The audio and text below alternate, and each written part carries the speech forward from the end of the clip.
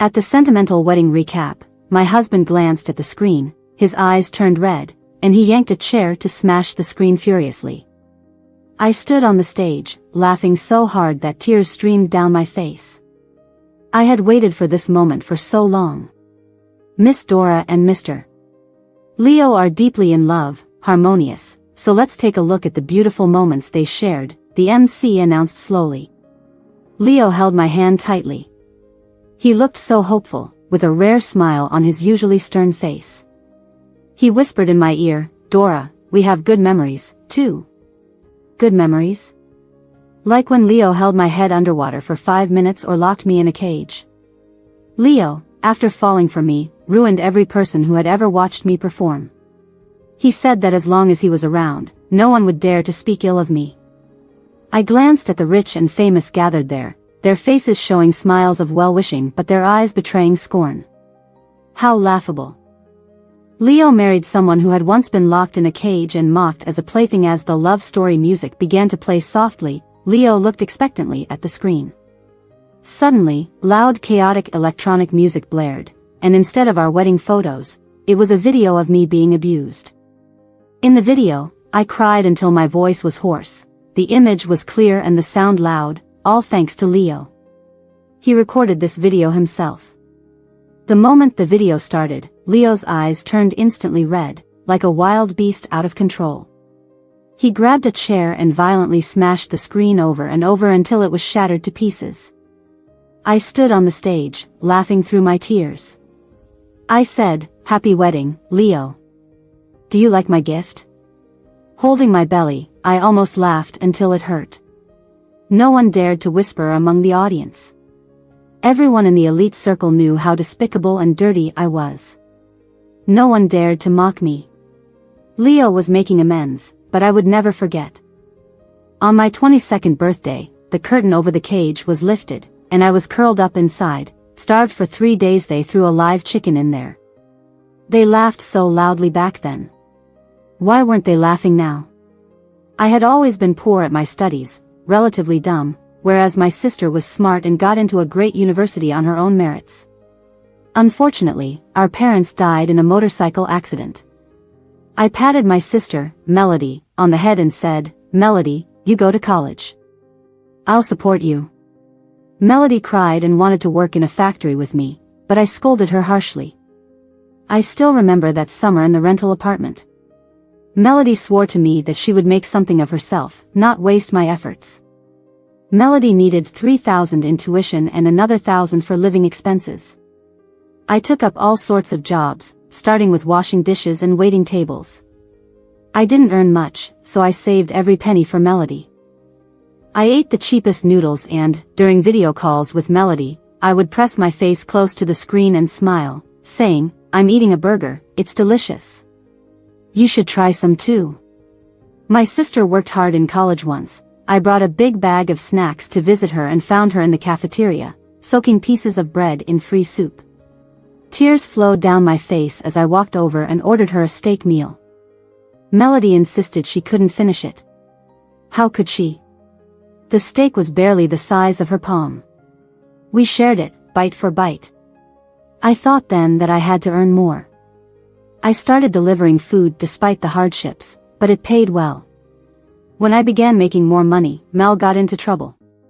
It was a rainy day with heavy delivery orders.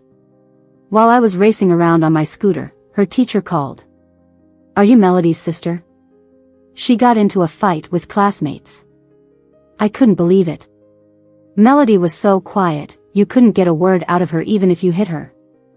She wouldn't even report a boy who tried to set her hair on fire when she was little. I rushed to her school on my scooter, falling once because of the slick roads, scraping my knee. I didn't even check it, just hurried inside. At school, I saw Melody standing in a corner of the office, biting her lip, tears unshed, just staring at the 3 girls in front of the teacher. Those 3 girls dressed in fancy clothes, obviously well off. They were babbling about Melody's offenses. She never joins our dorm gatherings, so antisocial.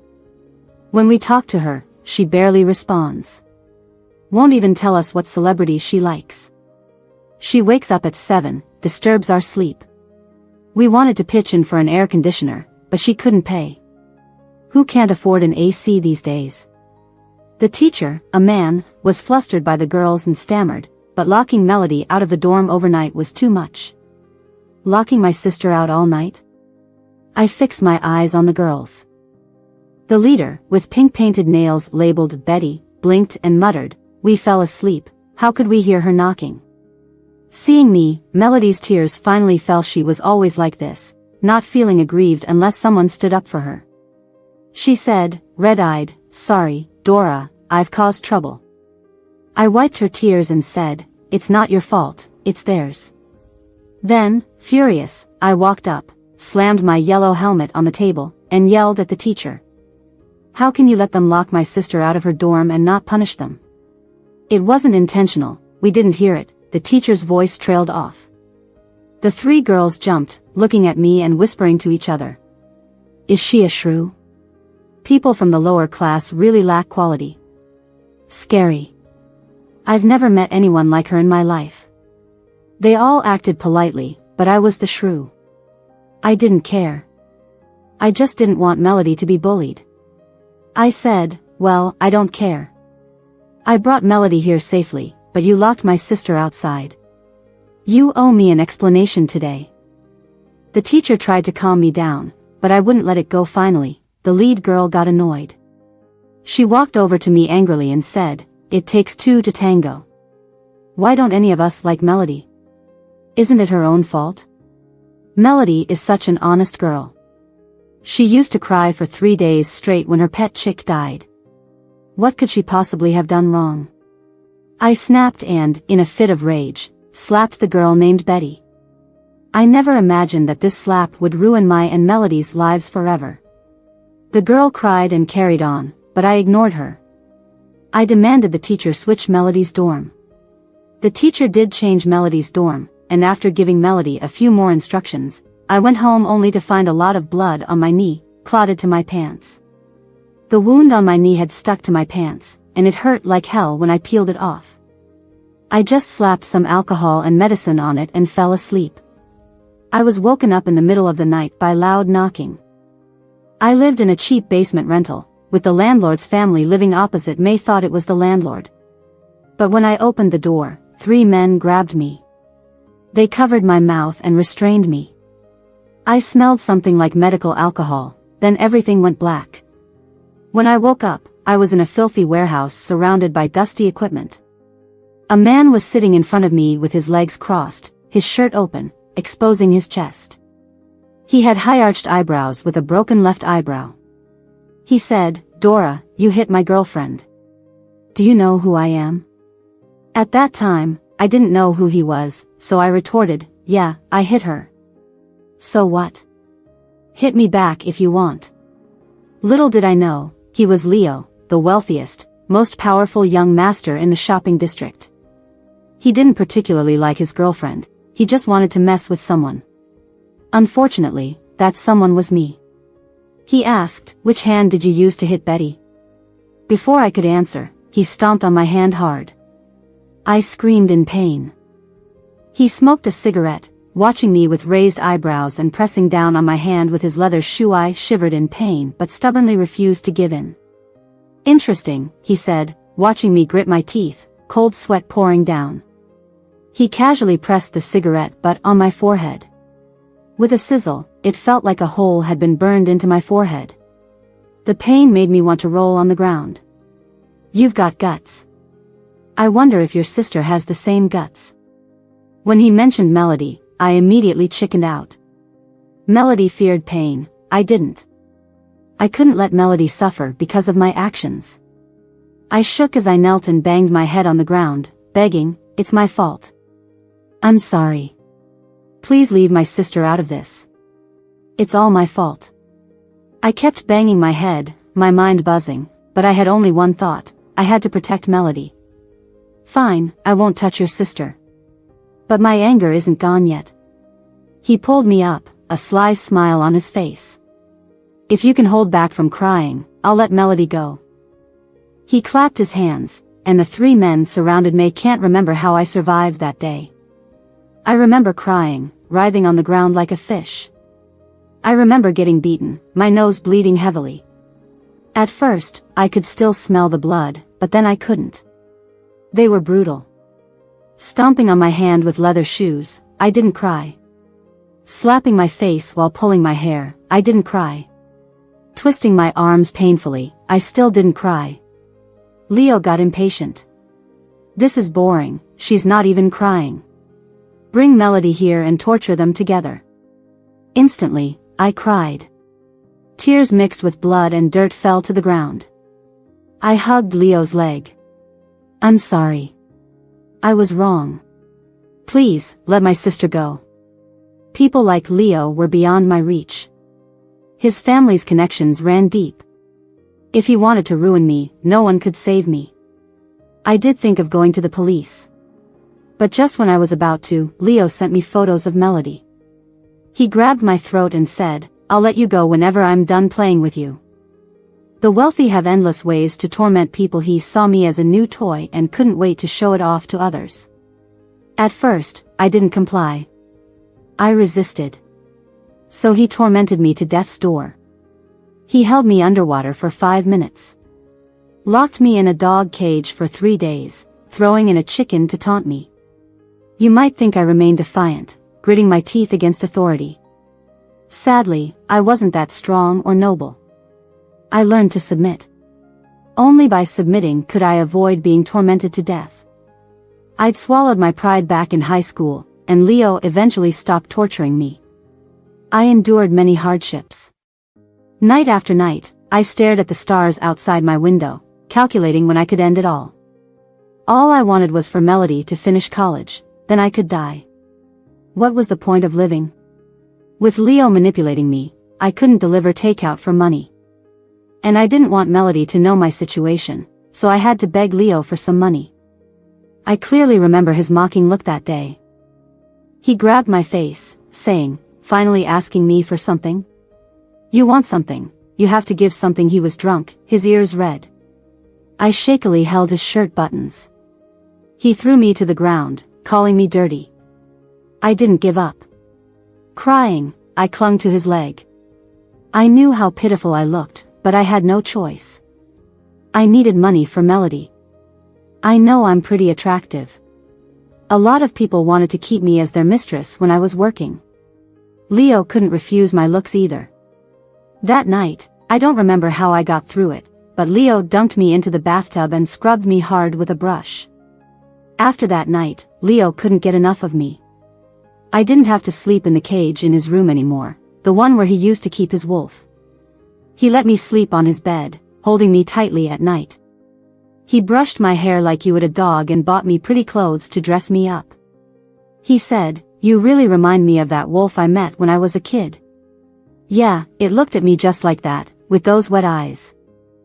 It was raised with dogs by people who didn't know its worth. I loved that wolf. I hit it with a stick, trying to tame it so it would protect me. That wolf was just like you. Even when its fur was bloody from my hits, it would still protect that dog. I said nothing. Leo cupped my face and asked, "You say you suffer because of your love for Melody? That's some great love, just like that dumb dog." Leo loved listening to me talk to Melody on the phone. He said my voice was so soft it could drip water. He'd say, "Dora, talk to me the way you talk to her. I want to hear it." Under pressure, I awkwardly said a few words. Leo didn't feel awkward, he enjoyed it. He said, "Dora, treat me as well as you treat Melody. I need someone truly loyal around." I covered it up well. No one knew the things Leo did to me or how I lost my dignity. One moment Leo would be yanking my hair to play with me, and the next, I'd be smiling on a video call with my Melody. I'd ask Melody how she was doing. Melody said she was doing great, that everyone in the dorm treated her well, and told me not to worry. I believed her. I really believed her. It wasn't until later, after Melody jumped off a building, that I found out Betty never left her alone. Betty accused Melody of stealing money, spread rumors about her. A wad of cash turned up under Melody's bed in her dorm. The whole class isolated Melody. No one would talk to her. Before class, they'd throw her books from the front row to the back. No one teamed up with her for group projects. Melody held on every day. She didn't want to tell me, she didn't want to cause trouble. Because I had told her before, we don't have parents anymore. We can't cause trouble. No one's going to clean up our messes. Melody always listened to me. She loved me so much. Then Betty sent her a video of me being humiliated. Betty said, "Look, Melody, this is your sister." She pouted her lips and said a word. It was the first time Melody flipped out. She went crazy and fought with Betty. Betty said, "Leo says your sister has a temper, mention your name, and she crumbles." Melody, such a smart kid, understood instantly. She jumped from the 16th floor. 16 floors. I remember Melody once pointed to a tall building and said, "One day, I'll take you to live in a high-rise." I hugged her and said, "I'll count on you then." She jumped without hesitation. Before she did, she texted me, "I can't drag you down anymore." When I found out, I lost it. The school said Melody was depressed and brushed it off easily. I knelt at the school's gate, holding a white banner. Leo dragged me away and said, "Don't embarrass me out here." At that time, Leo didn't care much. He said, "Melody's dead. Just focus on treating me well." I snapped. I lunged at Leo and bit him hard for the first time. He kicked me aside in pain. I lay on the ground, crying my heart out. Leo, scared I was going crazy, came to comfort me, saying, "The dead can't come back. You have to look ahead." To calm me down, Leo investigated the matter. It was Betty. Leo had sent Betty the video of me as a trophy. That's why Betty could show it to Melody. Leo got someone to pin Betty down. But what use is that? Melody, my sister who didn't want to trouble me, wouldn't buy a computer for her computer science studies and used the library ones instead. The one who told me she stayed at school to study during breaks but was working part-time jobs. She's dead. After Melody died, I got a high fever. Leo called a private doctor to give me an injection. He held my burning body and said, "Dora, I won't let you die. You still have to stay with me." I didn't want to take the medicine. I secretly hid the pills in my palm and threw them under the bed. I hated this world. I hated Leo. I hated those rich people who bullied others at will. When I wanted to die, Leo asked, "Don't you want revenge?" His furrowed brow said it all. He said, "Aren't you proud? Your sister's dead. Don't you want revenge?" That one word brought me back. Revenge. Revenge. Melody was killed by 3 people. The first was Betty. Leo, wiping my tears, said, "Dora, stay with me. I'll help you get revenge." At some point, Leo stopped calling me a dog, stopped insulting me. He wanted me by his side. When he said it, it wasn't a question. He never cared about my answer. He did what he wanted. Leo said, "Dora, from now on, treat me as well as you treated Melody." He hugged my head, constantly reminding me of how important family is. Leo had no family. He always knew he had many brothers. Only the one who most resembled his father could be taken home to be the official heir. Leo's mom was strict. If Leo's walking posture was incorrect, he would be locked in a dark room as punishment. Your father wouldn't walk that fast. Walk too fast, and you'd get a stick to the shins. Pain will make you change. Leo had raised many dogs. From a young age, he would command them to bite his brothers. But when those brothers tried to kill him, the supposedly loyal dogs scattered, failing to protect him. The mom who raised him jumped out of a window and escaped as she left. She complained, "Had I known you were so useless, I wouldn't have wasted my time." That night after the attack, Leo survived, and he was brought home. He became the sole heir. After his father died of a heart attack, Leo became the head of the family. Leo's favorite wolf was never tamed by him. After Leo killed the wolf, he never raised animals again. Leo said, "Its nature is good, but it didn't choose me." After he said that, He looked at me with a dangerous glare and asked, "Dora, what do you think?" Leo was swift and ruthless. He took Betty to the warehouse I had once been to. But the people tying up Betty were not the same three who tied me up before. I asked Leo where they were. Leo's face turned vicious, and he said, "Sent away." I knew Leo had dirty deeds on his hands. Betty was filthy, her long nails painted with pink nail polish were broken, her fingers bloody, clearly tortured. Betty cried miserably, constantly begging for mercy, calling Leo's name, hoping he wouldn't be so cruel to her for old times' sake. Leo acted like he didn't hear, and ordered his men to proceed. That's when I realized how many ways they had to torture someone. They put a person in a sack and hung it up, then hit it with boxing gloves. At first, you could still hear the screams from inside the sack. Later, there was silence. My hands were trembling uncontrollably. Leo had a cigarette in his mouth and said, "Do you want to hit her a couple of times?" I shook my head, tears streaming down uncontrollably. I was terrified.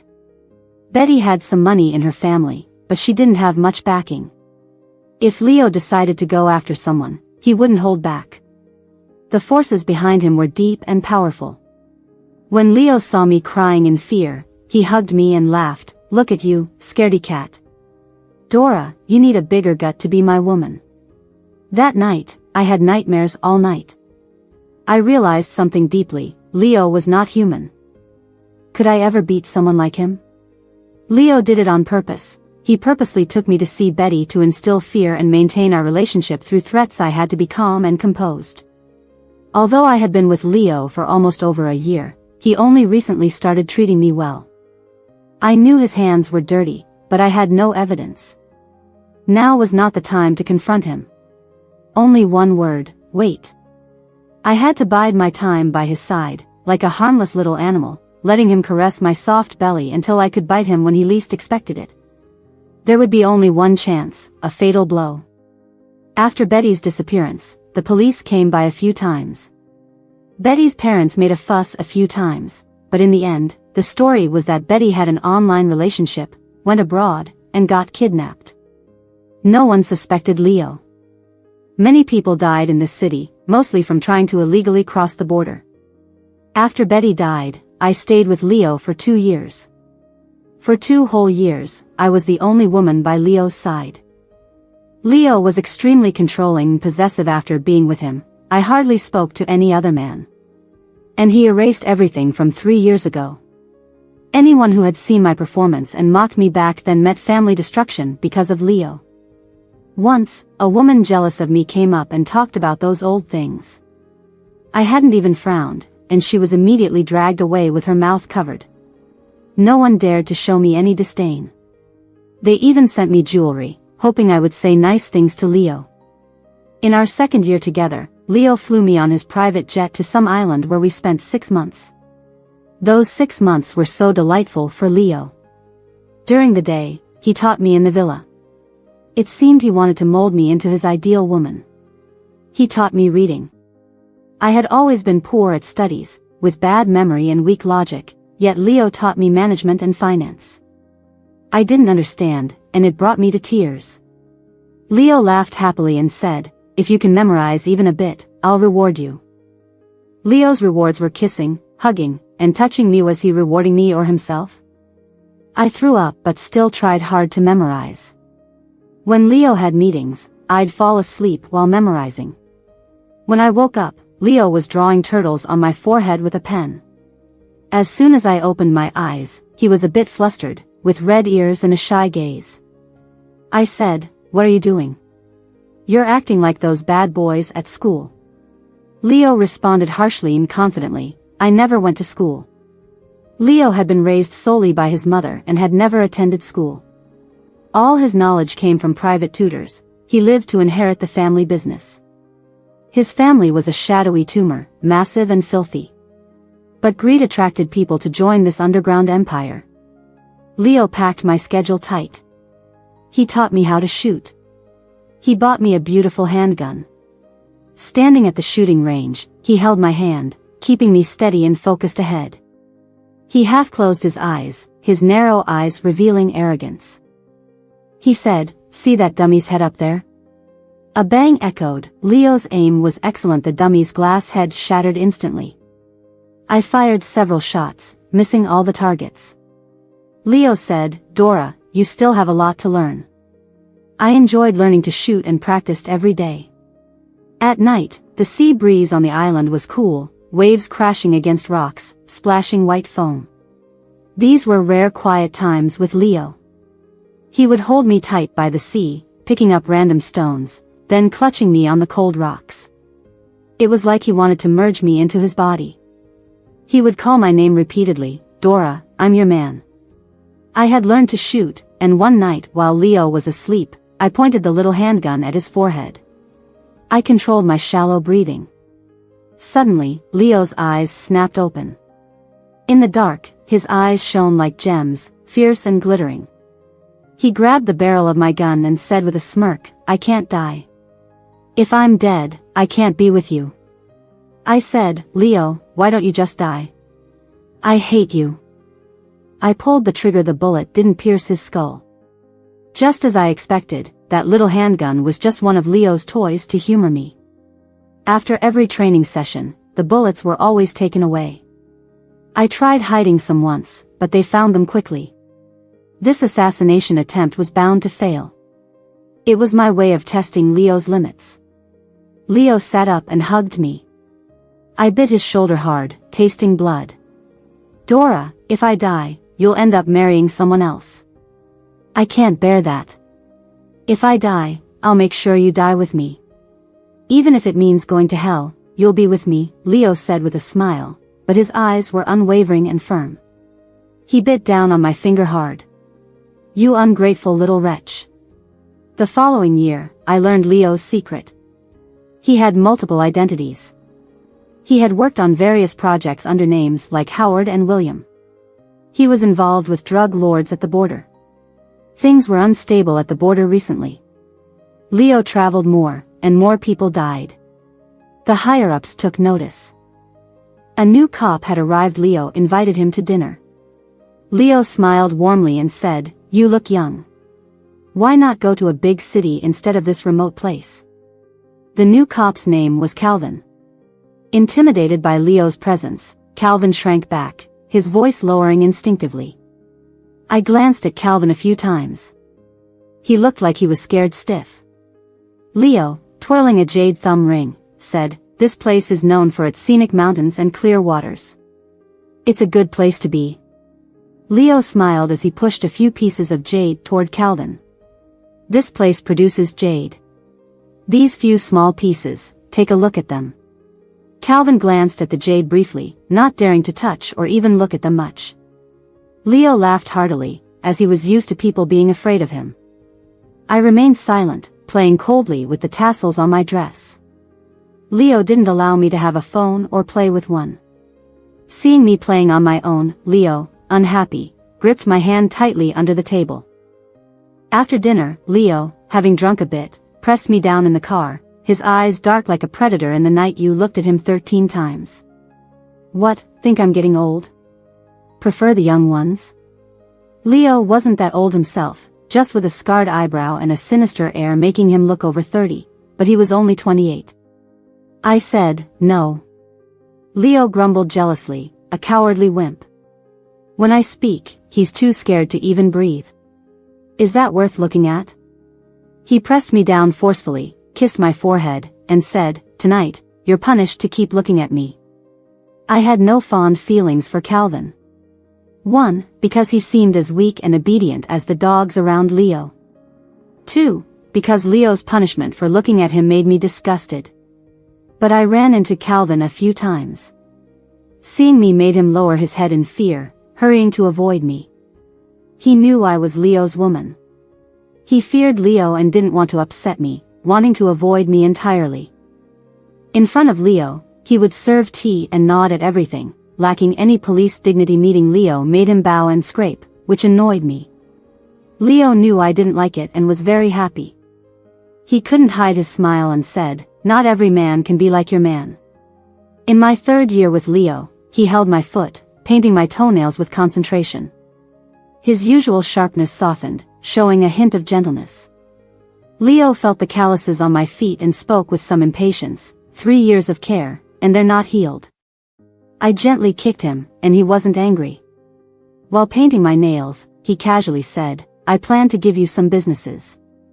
Tomorrow, come with me to the study to sign some contracts. I was a bit stunned. Seeing my dumbfounded look, Leo smiled, his scarred eyebrow raised high. What's the matter? So happy you can't speak? I wasn't so happy I couldn't speak, but because I finally had a chance to enter the study. Leo entertained drug lords in the study. The evidence of his dealings should be there. Inside the study, I cautiously surveyed the layout. Leo's study had a safe. He opened it, pulling out stacks of contracts. They were proof of his assets. Leo saw my gaze fixed on the safe. He raised his eyebrow. Didn't expect me to be so rich, did you? He casually handed me some documents, saying, pick from these. Whatever you like, it's yours. All of them, I said, looking at Leo. I thought he'd frown, but he affectionately pinched my face and handed me a pen to sign. Mid-signature, Leo received a call and left the study. The safe was still open as he walked out. The room grew silent. I could almost hear myself swallowing. A classic pendulum clock on the wall chimed softly. This was a trap. Leo would never expose something so important to me, especially knowing I hated him. But it was a once-in-a-lifetime chance. If I could get the evidence, I might get it to the police. What should I do? Check or not? The safe lured me like a devil's treasure. I knew Leo too well, he was too clever. I couldn't move. I restrained my desire, eyes on the open safe. The second shelf was full of file folders mixed with jewelry. The third shelf was strange, holding a red velvet box. I was just trying to see what was on the third shelf when Leo's voice suddenly broke the silence beside my ear. His tone was emotionless. Dora. I feigned nonchalance. Your safe's open. What's on the third shelf? Leo laughed and opened the third shelf in front of me. That red velvet box was taken out, and only then did I see it clearly. Inside the delicate box was a rose made of folded napkin paper. I remembered that rose. It was during our second year. Leo took me to a seaside hotel for his birthday dinner and kept asking what I got him as a gift. I didn't have any good feelings towards him, filled with disgust, so I randomly picked up a napkin, folded it into a rose, and threw it at him. He didn't get mad, instead carefully placed it in his suit pocket after playing with it for a while. I heard my throat make a sound, and I said, You still kept it, your first gift to me. Leo sighed. Though he seemed a bit displeased, he still took the paper rose and placed it back in the box. I casually said, There'll be more in the future, no need. Just those words made Leo's eyes suddenly light up, those usually fierce eyes filled with joy and surprise. He said, Dora, you said there'll be more in the future, so don't go back on your words. Right after I said it, I regretted it. I just said it carelessly.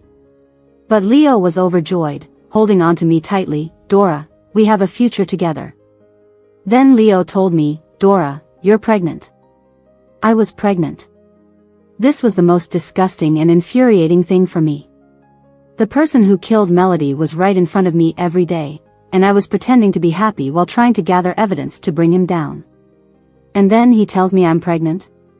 I have to bear a child for an enemy, for a murdering monster. This child messed up all my plans. I wanted to gather evidence to bring him down. I didn't want a burden. I thought of the birth control pills I secretly took. Leo switched my pills. Leo deceived me. I felt nauseous. I felt sick. I became depressed. I refused to eat, hiding in my room. When Leo talked to me, I ignored him. I used to be so passive, now I was so resistant. I said, whatever, Leo. Just like before, press me against the water tank, lock me in a cage, beat me, curse at me. I won't give birth to your child. Leo's eyes were cold as stars, and he gritted his teeth and said, Dora, you're heartless. Whether you want to or not, you've got to give birth. It's our love child. I wondered if we had any love. Lying on the bed, I turned away from Leo, not even looking at him.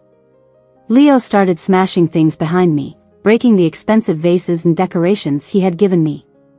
He brought them eagerly before and now smashed them to pieces. Whatever. I refused to eat, he tried to feed me, and I just vomited. I looked at Leo with hatred in my eyes finally. He went crazy with anger and said, "Dora, what do you want?" I said, "Leo, why panic?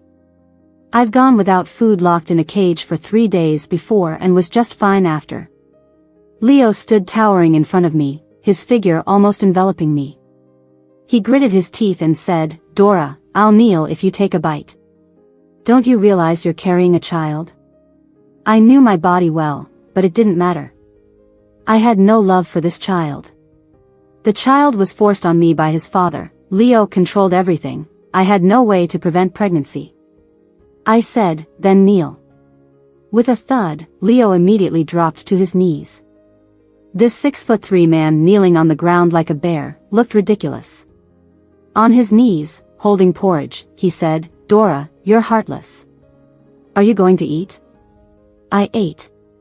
The depressed game had just begun. The real gift was at our wedding. Leo was so laughable, ignoring the law yet wanting a lawful marriage with me. Leo never imagined that the video, kept from Melody's phone for 3 years, still existed with me as the victim. He thought he had destroyed everything, never realizing what I had. Leo spent a long time planning the wedding, ordering a dress and ring from France. He was so full of expectation, even laughably playing the marriage pickup game. He moved me to another villa, driving a luxury car to pick me up. He made it grand, announcing me as his wife before everyone. I played the video at the wedding. All the guests were scared silent, while I laughed on the wedding stage. Leo smashed all the screens in anger, almost shooting the one who played the video. The wedding was a complete disaster. In his suit with reddened eyes, Leo asked me, "Can't we start over?"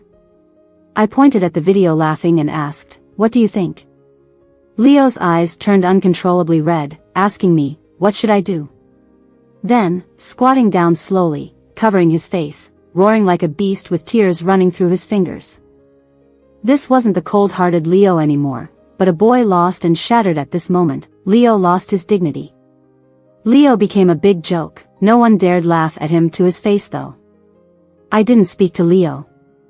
He tried many ways to win me back, giving me cards to buy jewelry and clothes. Initially, I didn't want to go. Then I thought, why not use his money against him, bleed him dry? So, I cold-shouldered Leo, going out to buy jewelry. Leo would have bodyguards follow me. I knew those faces well. Leo was afraid of making me mad, so he had Calvin follow me. Calvin, who should have been in the office handling registrations, didn't dare refuse Leo and sheepishly followed me, scared I'd discover him. But I did. Annoyed, I called him over, saying, "Leo sent you to follow me, didn't he? Then stop hiding and follow me openly." I did it to spite Leo. The more he kept me from other men, the closer I got. Calvin drooped his head, saying nothing. I handed him the receipt. "Go pay for this." Calvin took the ticket to swipe it. He rushed back to show me the ticket after swiping it, but I didn't have a good feeling about the people around Leo. I took the ticket casually but then suddenly froze. There was a small piece of paper lightly stuck to the back of the ticket. It said, "I know you hate Leo too. Please help me." I quickly looked up at Calvin, who still had his timid and honest expression, but his eyes were extraordinarily bright. Looking into those eyes, I carefully crumpled the paper and stuffed it into my sleeve, then subtly nodded. Leo's bodyguards were waiting for me outside the shop. I said, "Calvin, I want to buy some clothes for Leo, and you two are about the same size. Can you try them on for me to see?" Calvin nervously nodded. After he went into the fitting room, I headed towards the bathroom, then slipped into the fitting room using the blind spot of the camera. In the cramped fitting room, I could hear Calvin's calm breathing. Lowering my voice, I asked, "What's up with your note?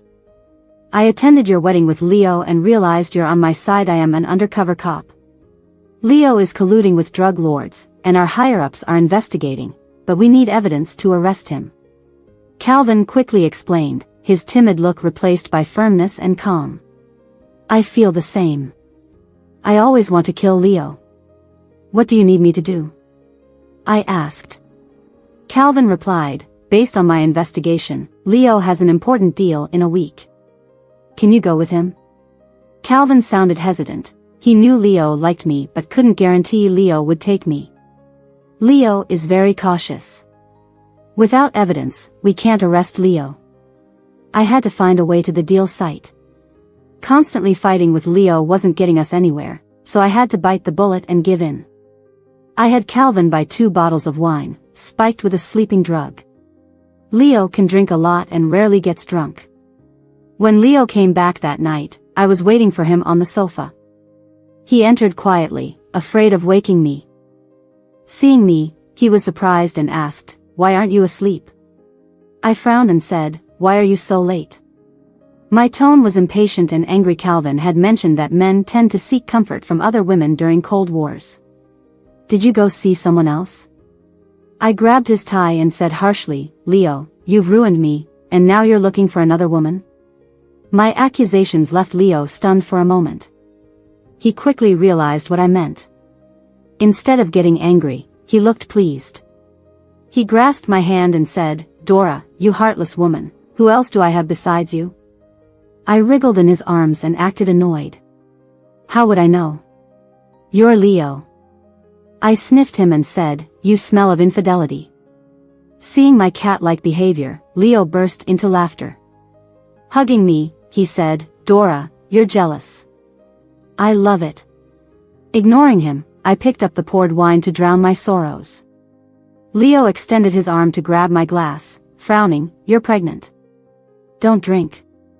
Saying that, he gulped down the wine on the table. I reached to grab more, but Leo teased me by withholding the glass. Pretending to be upset, I grabbed the bottle and poured it directly into my mouth. Leo's face changed instantly. Worry etched his features as he tried to pry my mouth open, but I kissed him, transferring all the wine to him. Up close, I could see the tiny hairs on Leo's face. His pupils were dilated, like a dumbfounded snake. Leo cursed me jokingly, but held me tight. I warmly let Leo carry me to the bedroom. After that, Leo and I reconciled, returning to our previous intimacy. I started acting jealous and suspicious. Surprisingly, Leo liked it. 2 days later, I suddenly felt stomach pain while going downstairs and fell, scraping my arm, which required 3 stitches. Calvin took me to the hospital. Leo was heartbroken when he saw me. He angrily said, "I'll blow up that staircase and fire those bodyguards. How are they watching over you?" I said, "It's all your fault." My stomach hurt suddenly, probably because of your antics a few days ago. Leo seemed guilty. He rubbed my belly apologetically and said, "I'm sorry. For the first 3 months of my pregnancy, Leo caused me trouble." The doctor almost scolded Leo to death. "How are you a husband?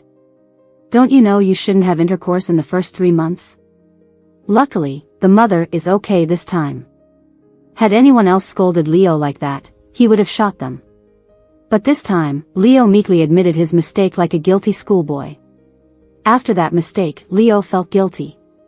When he told me he needed to leave for a while, I feigned anger, "I'm coming with you." Leo looked troubled. I held on to him, saying, "I'm pregnant. How do I know you won't sneak around during this time? We're a couple, what can't I go with you for? I'm your wife." My words made Leo very happy. He took me to a drug deal scene. He was wary when he got there and took my phone away. But he didn't know that the undercover cop next to him had given me a bug, hidden in my brooch. The red rose brooch was a gift from Leo. He had it custom made in France for a lot of money. He would never have guessed that the gift he gave to win my favor would be the weapon to bring him down. The drug dealers froze when they saw me and looked displeased, some even seemed restless. Leo glared at them, and everyone around him drew their guns. Leo's face turned stern, and he loudly declared, "This is my wife, Leo's wife. If you recognize me, you have to recognize her. If you recognize me, you have to recognize her." With that, the atmosphere eased a bit and the drug dealers started the process. I pretended to be affectionate and leaned against Leo. Halfway through, I yawned and deliberately called out, "Leo." Leo leaned in slightly and whispered, "Dora, it's almost over. I didn't want to bring you here because it's boring." I snorted and casually played with Leo's fingers. Leo's face didn't show it, but his ears turned bright red. For someone who kills without hesitation, he now looked like an innocent boy. Every conversation was recorded in my brooch. When we got back, I tossed the brooch aside. Calvin would figure out a way to get it. With the evidence collected, the arrest operation began. Leo had been entrenched in this city for years, doing countless evil deeds, and finally, karma caught up with him. At night, I was woken up by violent shaking. I opened my eyes to see Leo picking me up. No panic on his face, just gripping his gun. His voice brooked no argument. "Dora, come with me." Before I could speak, he grabbed my wrist with one hand and held the gun with the other, forcing me to follow him. I knew the police were here to arrest Leo. Leo was clearly prepared. I couldn't let him escape. Leo quickly put shoes on me and dragged me to the study. In the study, he opened the safe. I thought he was going for jewelry, but he took out a paper-folded rose and put it in his shirt pocket. Then, with one hand holding the gun and the other tightly gripping mine, he rushed to the garage. The SUV in the garage was brand new, with bulletproof windows. As soon as I got in, an explosion erupted behind me. I turned to see our villa's interior blowing up. "A self-destruct system," Leo explained. We drove the SUV toward a jungle village 5 kilometers away. In the dim car, only his heavy breathing could be heard. Approaching the forest, the car could go no further. Leo opened the door and helped me out. I looked up to see a vast jungle ahead. It was near the tropics, with tall trees blocking out the sky. Leo pulled me into the jungle. Holding his gun, he said, "A bit further, and we'll reach the border. We'll escape the country." Leo didn't ask why the police were after him. He seemed to understand it all. He looked at me, his eyes full of bitterness. "I'm now a wanted man in this country, Dora. You're with me." Meth jungle was unbearably hot, the path filled with branches, roots, and layers of muck. It was hard to walk, and I was physically weak, panting after a few steps. I sat down, refusing to move, but Leo carried me on his back. His broad shoulders supported me. Every step he took was heavy, his shoes crunching on branches. As I lay against his back, I asked, "Leo, how long will it take?" 2 days. "I'll carry you."